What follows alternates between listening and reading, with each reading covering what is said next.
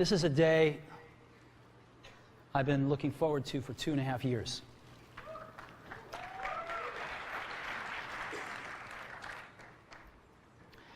Every once in a while, a revolutionary product comes along that changes everything.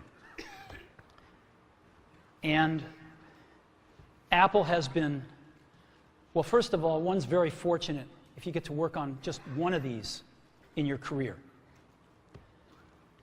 Apple's been very fortunate. It's been able to introduce a few of these into the world. In 1984, we introduced the Macintosh.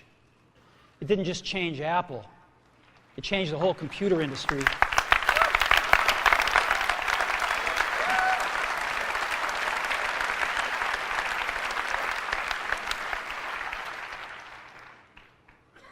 In 2001, we introduced the first iPod. And it didn't just change the way we all listen to music. It changed the entire music industry. Well, today, we're introducing 3 revolutionary products of this class. The first one is a widescreen iPod with touch controls.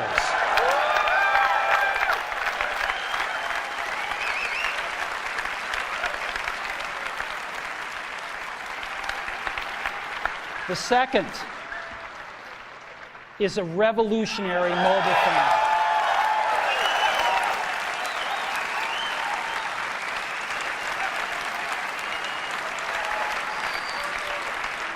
And the third is a breakthrough internet communications device. So, 3 things: a widescreen iPod with touch controls, a revolutionary mobile phone, and a breakthrough internet communications device. An iPod, a phone, and an internet communicator. An iPod, a phone. Are you getting it? These are not 3 separate devices. This is one device. And we are calling it iPhone. Today, Apple is going to reinvent the phone. And here it is.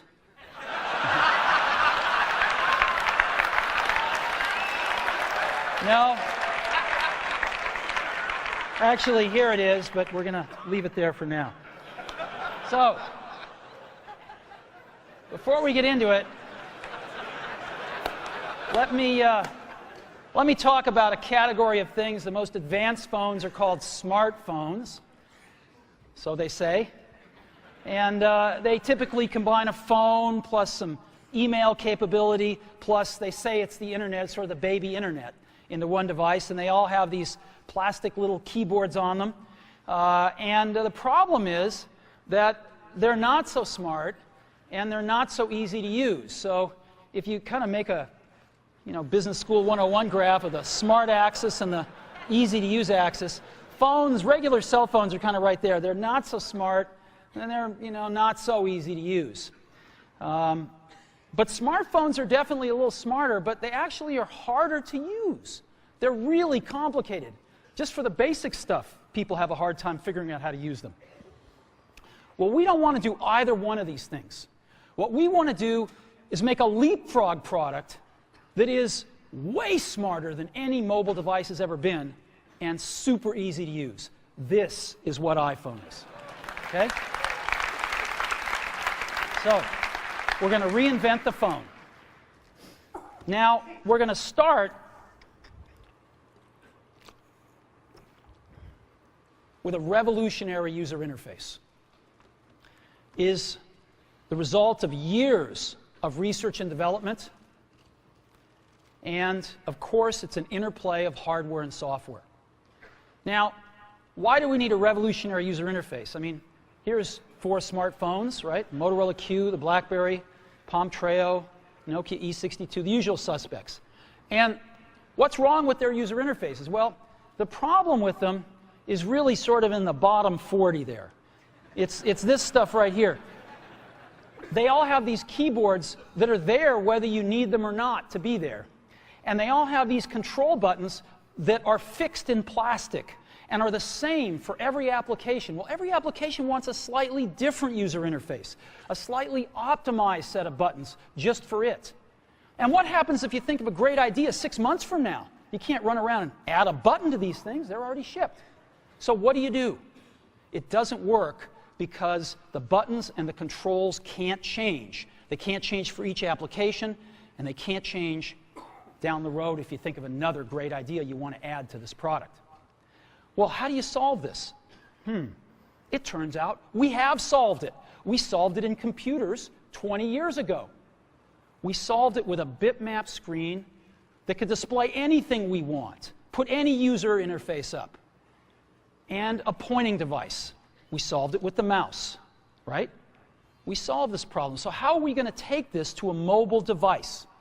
Well, what we're going to do is get rid of all these buttons and just make a giant screen. A giant screen. Now, how are we going to communicate this? We don't want to carry around a mouse, right? So what are we going to do? Oh, a stylus, right? We're going to use a stylus. No. No. Who wants a stylus? You have to get them and put them away and you lose them. Yuck. Nobody wants a stylus. So let's not use a stylus.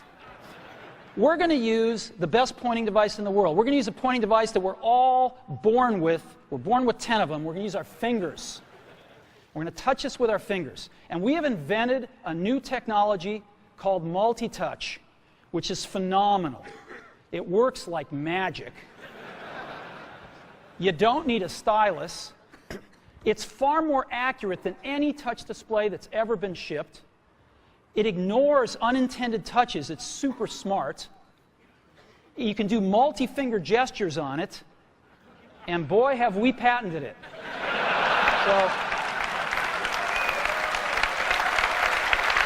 So, we've been very lucky to have brought a few revolutionary user interfaces to the market in our time. First was the mouse. The second was the click wheel. And now we're going to bring multi-touch to the market. And each of these revolutionary user interfaces has made possible a revolutionary product. The Mac, the iPod, and now the iPhone. So, a revolutionary user interface. We're going to build on top of that with software. Now, software on mobile phones is like baby software. It's not so powerful. And today, we're going to show you a software breakthrough. Software that's at least 5 years ahead of what's on any other phone. Now, how do we do this? Well, we start with a strong foundation. iPhone runs OS X. Now,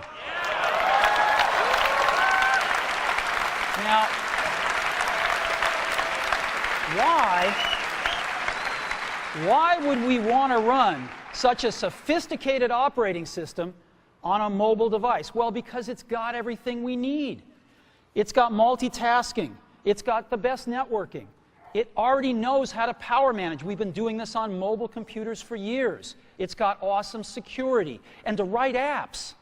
It's got everything from Cocoa and the graphics, and it's got core animation built in, and it's got the audio and video that OS X is famous for. It's got all the stuff we want, and it's built right in to iPhone. And that has let us create desktop-class applications and networking, right?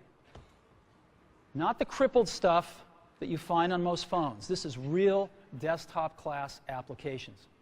Now, you know, one of the pioneers of our industry, Alan Kay, has had a lot of great quotes throughout the years.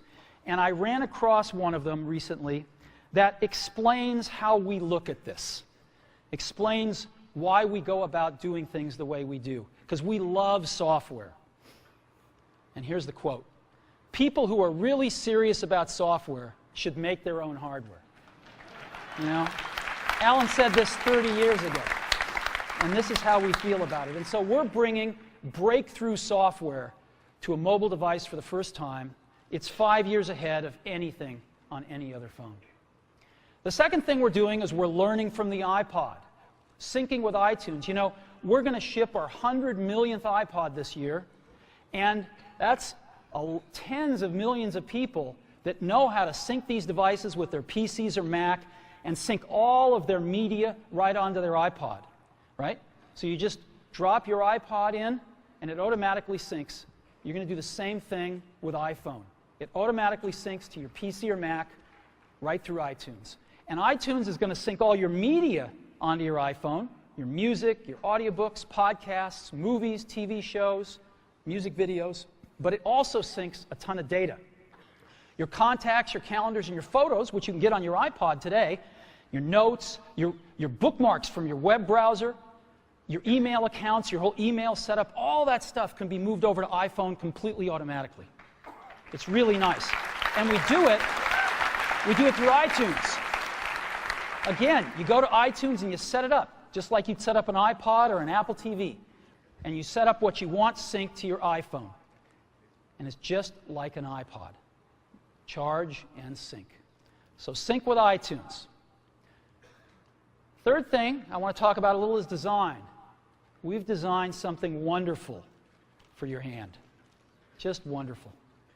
And this is what it looks like. It's got a 3.5-inch screen on it. It's really big. And it's the highest resolution screen we've ever shipped. It's 160 pixels per inch. Highest we've ever shipped. It's gorgeous. And on the front, there's only one button down there. We call it the home button. It takes you home from wherever you are. And that's it. Let's take a look at the side. It's really thin.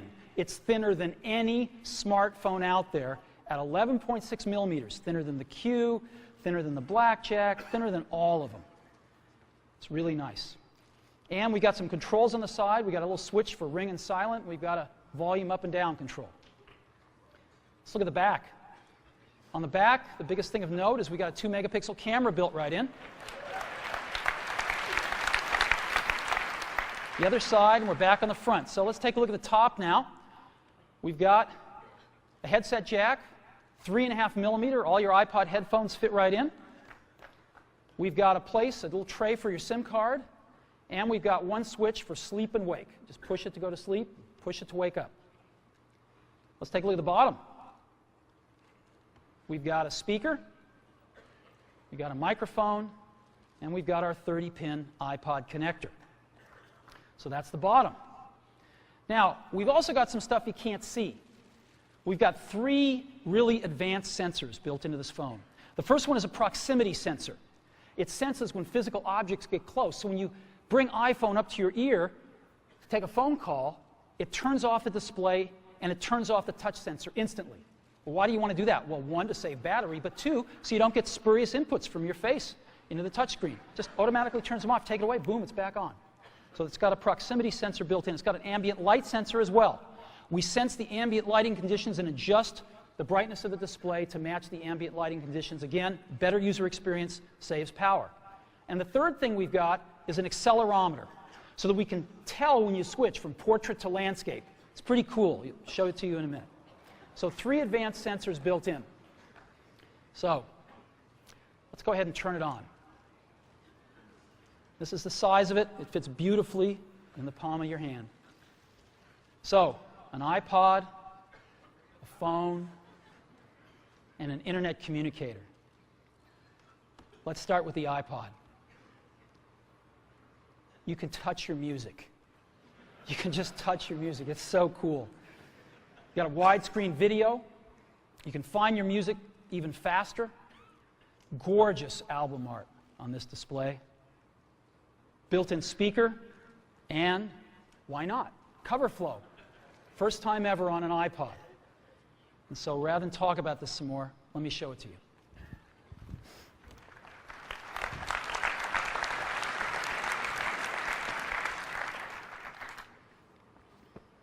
All righty. Now, I've got some special iPhones up here. They've got a little special board in them, and so I can get some digital video out. And I got a little cord here which goes up to these projectors, and so I got some great images, and you get to see what it really looks like. So I've got a camera here so you can see what I'm doing with my finger for a few seconds. And let me go ahead and get that picture within picture up. I'm going to go ahead and just push the sleep-wake button, and there we go, right there. And to unlock the phone, I just take my finger and slide it across. Right? You want to see that again? Go to sleep. We wanted something that you couldn't do by accident in your pocket, and just slide it across, boom.